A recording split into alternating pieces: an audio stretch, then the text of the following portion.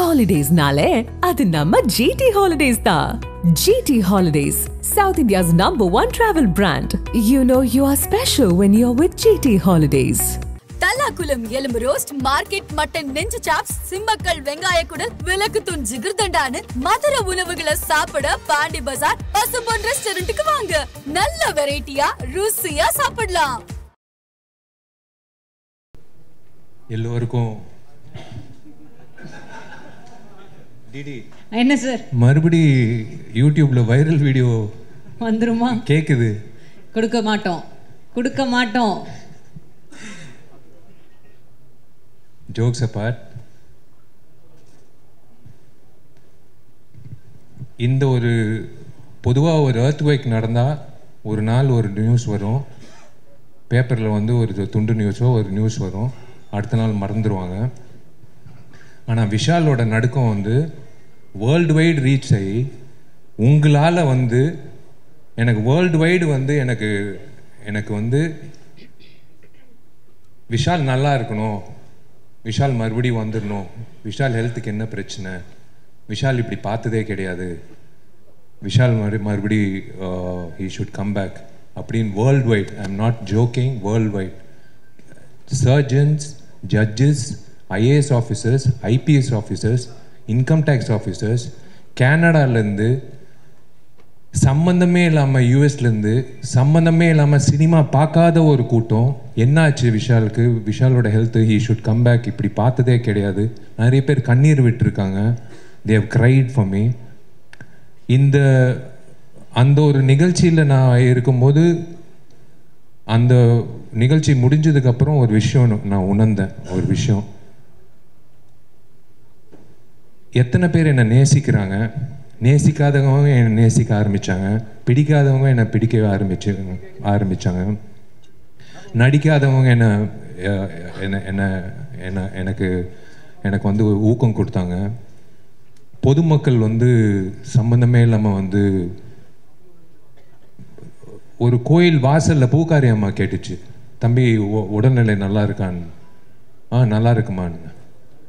ரோட்டில் பெருக்கிற ஒரு அம்மா, பொதுவாக வந்து என் கையில் காசு இருந்தால் நான் கொடுத்துருவேன், ரோட்டில் போகிற ஒரு அம்மா, அதான் ரோட்டு அந்த ப்ளூ ட்ரெஸ் போட்டு பெருக்கிற அம்மா வந்து, தம்பி என்னப்பா ஆச்சு உனக்கு, இந்த மாதிரி கண் கலங்கிட்டேன்.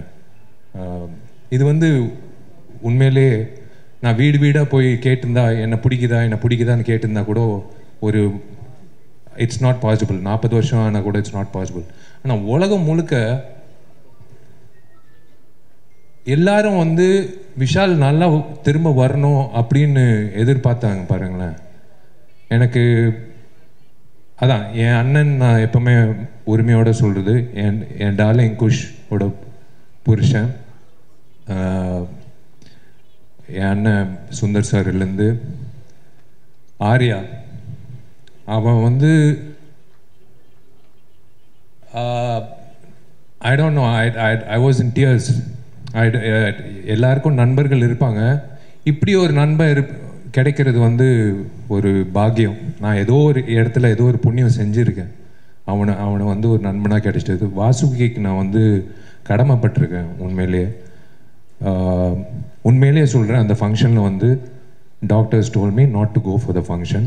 தே told me you are trembling, you have severe fever, it's more than 1 or 3, you are trembling. நான் ஒரே ஒரு விஷயம், எனக்கு வேஷ்டி சட்டை மட்டும் கட்டி கொடுங்க. நீ கேட்க மாட்டேன், சொன்னால் கேட்க மாட்டேன். நான் கண்ணாடி முன்னாடி போனேன், என் கண்ணாடி முன்னாடி ஒருத்தர் தெரிஞ்சார், சுந்தர்சி. 12 வருஷம் நாங்கள் 2 பேர் வந்து ஒவ்வொரு வருஷம் பேசிப்போம், இந்த வருஷம் இந்த படம் வந்தால் சூப்பராக இருக்கும் ஜி, என்ன பண்ணுறது சார், இப்போ பரவாயில்ல அடுத்த வருஷம் பார்த்துக்கலான்னு. 12 வருஷம் வந்து எனக்கு ஊக்கம் கொடுத்தாரு. நான் when I felt bad because I gave my heart and soul. ஒரு நடிகன் வந்து விஜய் ஆண்டனிக்கு தெரியும், ஒவ்வொரு படத்துக்கு நாங்கள் எவ்வளோ உழைப்பு கொடுக்குறோம். சண்டைக்கோழிக்கு அப்புறம் எனக்கு ரொம்ப ஃபேவரட்டான படம் மதகஜராஜா. ஒவ்வொரு வருஷம் எனக்கு ஊக்கம் கொடுப்பாரு, கவலைப்படாதீங்க ஜி, எப்போ வந்தாலும் ஜெயிக்கும்னு. ஆனால் உண்மையிலேயே இந்தியன் ஃபிலிம் ஹிஸ்ட்ரியில் 12 வருஷம் கழித்து ஒரு படம் வந்து மெகா பிளாக் பஸ்டர் ஆனது இந்த படம் தான். இது நான் பதிவு பண்ணிக்கிறேன். It should go in the book of records. ஏன்னா 4-5 வருஷம் ரிலீஸ் ஆகாத படங்களே வந்து தேல் த்ராஷ் இட். ஜனங்க வரமாட்டாங்க. It is unbelievable. 12 years கழிச்சு எல்லாரும் it's by God's grace we are all looking the same. I think 12 வருஷம் கழிச்சு ஜனங்க வந்து தியேட்டருக்கு இப்படி கோலாகலமாக அதாவது கடவுள் சொல்லியிருக்காரு, பொறு மற்ற படங்கள் பண்ணிட்டு போ, சுந்தரம் நீயும் வேறு படங்கள் பண்ணிட்டு போ, வரும் நான் ஒரு தேதி கொடுக்குறேன் அப்படின்னு சொல்லிட்டு ஒரு தேதி கொடுத்தார், 9 நாள் லீவ் வச்சு. அப்படி தான் நான் நினைக்கிறேன். நான் கடவுளுக்கு நான் நன்றி சொல்லிக்கிறேன். ஏன்னா நம்ம உழைக்கிறோம், திடீர்னு சில நேரத்தில் அந்த படம் வரலன்னா ஒரு ஆதங்கம் இருக்கும் எல்லா நடிகர்களுக்கும். But I am really happy today. எனக்கு வந்து எத்தனை பேர் என்னை நேசிக்கிறாங்க, எத்தனை பேர் எனக்காக வந்து வேண்டிக்கிறாங்க, எத்தனை பேர் வந்து என்னை லவ் பண்ணுறாங்க. It is a blessing. It is உங்களுக்கு தான் நான் நன்றி சொல்லணும் உண்மையிலேயே. நான் அதான் ஒன்று சொல்கிறேன், ஒரு விஷயம் உங்கள் எல்லாருக்கும் இல்லை, சில பேருக்கு ஸ்கூலில் படிக்கும்போது டீச்சர் ஏதாவது திட்டினா வந்து அப்பா அம்மா கிட்ட போய் சொல்லுவாங்க. டீச்சர்கிட்ட ஏதாவது பாடம் சரியாக புரியலன்னா டவுட்டு கேட்போம். அதே மாதிரி ஒரு பொண்ணை லவ் பண்ணுறோன்னா அந்த பொண்ணை எப்படி என்ன லவ் லெட்டர் எழுதுறோன்னு ஃப்ரெண்டுக்கிட்ட டவுட்டு கேட்போம். அதே மாதிரி தயவு செஞ்சு இனிமே ஏதாவது நடிகர்களோ நடிகைகளோ அவங்க வாழ்க்கையை பற்றி ப்ரொடியூசர்ஸோ டைரக்டர்ஸோ இந்த சினிமா இண்டஸ்ட்ரி சார்ந்த ஏதோ ஒரு விஷயம் இருந்தால் தயவு செஞ்சு ஒரு ஃபோன் கால் தான். I am just 1 phone call அவே. இல்லைனா என் மேனேஜர் இருக்காப்புல, இல்லை எப்படி ஐம் அவைலபிள். ஒரு டவுட் இருந்தால் கேட்டு நீங்கள் என்ன வேணாலும் எழுதிக்கலாம். உங்கள் கற்பனைகள் எல்லாம் இயக்குநர்கள் கொடுத்துருங்க. இயக்குநர்கள் தான் அந்த க்ரியேட்டிவிட்டி வேணும். உங்கள் க்ரியேட்டிவிட்டி வந்து நீங்கள் உங்களோட வச்சுக்கோங்க. விஷாலுக்கு வந்து போதைக்கு அடிமை ஆயிட்டாப்புல, நரம்பு தளர்ச்சி. அப்புறம் ஒரு டாக்டர் வேற ஒரு பேட்டி கொடுத்தாரு. அந்த ஆள் டாக்டரா இல்லையான்னு கூட எனக்கு தெரியாது, ஆனால் அந்த டாக்டர் பேட்டி கொடுத்துருக்காரு. ஆனால் எல்லாரும் வந்து பயங்கரமான ஒரு கற்பனை உலகத்துக்கு கொண்டு போய் அதில் ஒரு பாசிட்டிவிட்டி என்னென்னா எனக்கு காட்டி கொடுத்தது ஒரு விஷயம், how many people love me. So I really thank those people even though they wrote whatever they wanted. I'll start with Sundar C சாரோட நான் ஏன் படம் பண்ணுறேன்னா, எனக்கு ஹாஸ்பிட்டலோ இல்லை டாக்டர்கிட்ட போகிறதோ பயம். சுந்தர்சி சார் படம் பண்ணால் எனக்கு ஆட்டோமேட்டிக்காக வந்து குணமாயிடும். ஹெல்த்து சூப்பராக இருக்கும், மென்டல் ஹெல்த்து சூப்பராக இருக்கும், சந்தோஷமாக இருக்கும். ஆம்பளை ஆகட்டும் மதகஜராஜ் ஆகட்டும், அந்த 60 நாள் 80 நாள் வந்து நான் என் உடம்பு உடல்நிலை மைண்ட் பாடி ஹார்ட் சோல் எல்லாமே நான் ஒப்படைச்சிடுவேன் அவர்கிட்ட. ஏன்னா it's something, it's like medicine. இவர் படம் பண்ணுறது ஒரு டைரக்டர் வந்து 30 வருஷமாக வந்து நீடிக்கிறது வந்து சாதாரண விஷயம் இல்லை. தயவு செஞ்சு ஒரு வாட்டி அவர் கைத்தட்டுங்க. இது சாதாரண விஷயம் இல்லை. இப்போல்லாம் வந்து ஒரு படம் 2 படம் பண்ணிகிட்டே காணாமல் போயிடுறாங்க. நிறைய பெரிய இயக்குநர்கள் இன்னைக்கு இல்லை, இயக்குநர்களே இல்லை. இயக்குநர்கள் நடிகர்கள் ஆகிட்டாங்க. இப்போ நடிகர்கள் வந்து இயக்குனர் ஆகிட்டோம். இதான் சினாரியோ. சுந்தர் சாருக்கு வந்து நான் 12 மணிக்கு ஃபோன் பண்ணி நாளைக்கு ஷூட்டிங் சொன்னால் கூட நான் வந்து சைக்கிள் எடுத்து கிளம்பி வந்துடுவேன். ஏன்னா என்கிட்ட வண்டி இல்லை, சைக்கிள் தான் இருக்குது. நான் அப்படி எனக்கு ஒரு பாண்டிங் சுந்தர் சாரோட. I just love him unconditionally. I love the family unconditionally. எனக்கு நாளைக்கு வந்து அந்த சிச்சுவேஷன் வராது. எனக்கு சோறு போடுங்க அப்படின்னு சொன்னால் நான் அவங்க வீட்டில் போய் குஷ் வந்து உட்காந்து தோசை சுட்டு எனக்கு தோசை போடும். எனக்கு அந்த மாதிரி நிறைய நண்பர்கள் இருக்காங்க. அந்த ஒரு வகையில் வந்து உரிமை எடுத்து நான் சொல்கிறேன், நான் I have someone in my life as a pillar to fall on always in my life. Sundar sir வந்து I have no words. That is again, you know, a book is judged by its cover ன்னு சொல்லுவாங்க. if you are covered by good friends, your character is shown in சொல்வாங்க. So I'm covered by good friends. Manohar Prasad sir, I would he's family actually to me. He's actually family to me. Amma and his mother are very good friends, and he's like from long time he's family. எனக்கு ரொம்ப சந்தோஷம் அவர் முகத்தில் அந்த சிரிப்பு பார்க்குறது. ரொம்ப நாள் ஆச்சு அவர் முகத்தில் சிரிப்பு பார்த்து. இன்றைக்கி வந்து இவ்வளோ பெரிய பிளாக் பஸ்டர் 12 years கழிச்சு ஒரு பிளாக் பஸ்டரு தேவி தியேட்டரில் வந்து 4 தியேட்டரு 8000 பேர் பார்த்துருக்காங்க ஒரே நாள்.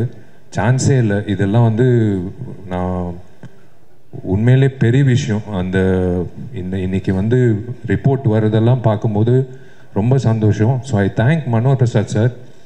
அதான் அவங்க சொன்ன மாதிரி தயவு செஞ்சு வாங்க sir, please come back to the film industry in full strength. We need producers like you. ப்ரொடியூசர்ஸே இல்லை சார், உண்மையிலே சொல்கிறேன்.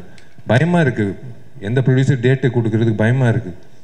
ஏன்னா ஜிஎஸ்டி கட்ட மாட்டேங்கிறாங்க, டிடிஎஸ் கட்ட மாட்டேங்கிறாங்க, சம்பளம் பாக்கி வைக்கிறாங்க, நம்மளை வந்து திடீர்னு ப்ரமோஷன் பண்ண வைக்கிறாங்க. அது விஜய் ஆண்டனிக்கே தெரியும். விஜய் ஆண்டனியும் நான் நிறைய அனுபவிச்சிருக்கோம். ஸோ உங்களை மாதிரி நல்ல தயாரிப்பாளர்கள் இருந்தால் எங்களை மாதிரி நடிகர்கள் உயிர் கொடுத்து வேலை செய்கிறதுக்கு நாங்கள் ready. So we want Gemini Film Circuit to come back on track. We are waiting for that. We are waiting for your next announcement. என்னோட இசை குருநாதர் விஜய் ஆண்டனிக்கு வந்து ராஜாவுக்கு வந்து நான் நன்றி தெரிவிச்சுக்கணும். அதான் நான் சொன்ன மாதிரி நிறைய ரிஸ்க் எடுத்திருக்காப்புல. இந்த மிகப்பெரிய ரிஸ்க் எடுத்து என்னை பாட வச்சு, அதுவும் வந்து கர்நாடிக் சிங்கிங் வந்து அதெல்லாம் வந்து பாட வச்சு, நாளைக்கு வந்து என்னை கான்சர்ட்டில் வேற கூப்பிட்டு பாட வைக்க போகிறீங்க 40,000 பேர் மத்தியில்.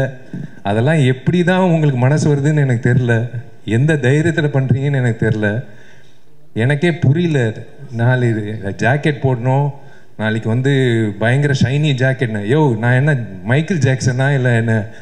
நீ வேற ராஜா நான் பெஸ்ட் ஃப்ரெண்ட் வந்து கூப்பிட்டாப்புல ஒரு 2 வரி பாடுறேன், நான் ஃபுல் பாட்டு பாடுறேன். ஏன்னா அந்த பாட்டு வந்து it's become a rage. It's become a rage. It's unbelievable response for the thing. I am so happy.